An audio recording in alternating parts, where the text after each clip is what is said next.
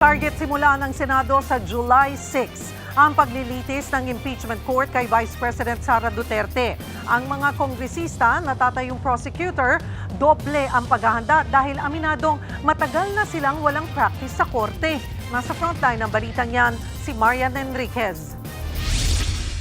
Planado na raw ang schedule para sa paglilitis ni Vice President Sara Duterte matapos itong mapag-usapan sa caucus ng mga senador kahapon. Sabi ni Senator Erwin Tulfo, posibleng sa July 6 mag-umpisa ang trial proper. Ang plano, simulan ito bago ang State of the Nation address ni Pangulong Bongbong Marcos sa July 27. Magkakaroon daw muna ng sesyon sa umaga ang mga senador sa kasusundan ng trial proper. Ayon naman kay Senator Tito Soto, Lunes hanggang Miyerkules magiging maghapon ang paglilitis mula alas 2 ng hapon. Balik sa sesyon at committee hearings ang mga senador tuwing Huwebes. Pero pagkatapos ng SONA, papaspasan na raw nila ito. Ilalaan ang Lunes para sa sesyon habang Martes hanggang Huwebes, 3 p.m. onwards ang impeachment trial. Bagamat meron pa rin silang break tuwing Biyernes, maaari pa rin daw silang maglagay ng schedule sa araw na yon kung may mga komite na gustong magsagawa ng pagdinig. Handang-handa naman na ang House Prosecution Panel. Sapat lang daw ito para magdaos muna ng pre-trial, kung saan mamarkahan ang mga ebidensya at isusumite ang mga sagot at reply sa writ of summons, pati na ang iba pang mga paghahanda bago gumulong ang mismong paglilitis. What is important? Full swing ang preparation ng prosecution panel. We're ready to face the impeachment court. Well, syempre, we were expecting an early date based on the timelines for the answer and the reply. No? Pero I don't think that's such a long time to wait.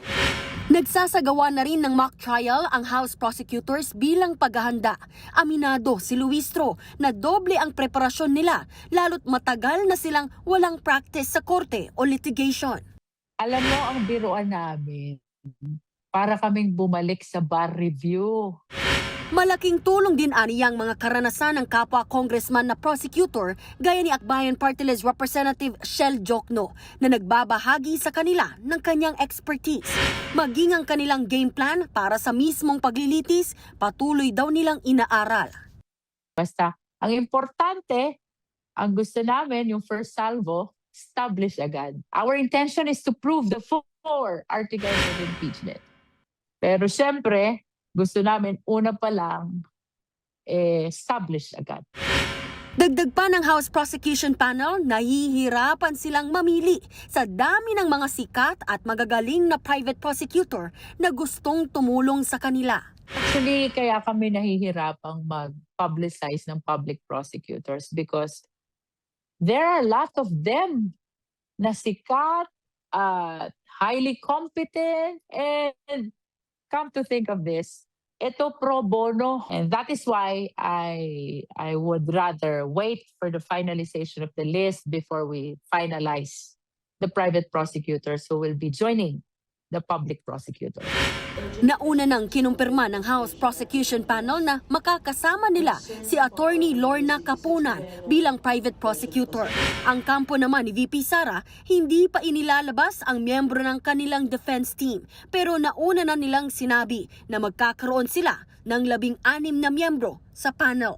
Nagbabalita mula sa Frontline, Marian Enriquez, News 5. Mga kapatid, Cheryl Hosing po. Maging maalam at may pakialam sa mga napapanahong issue at headlines. Mag-follow at mag-subscribe na sa social media pages ng News 5.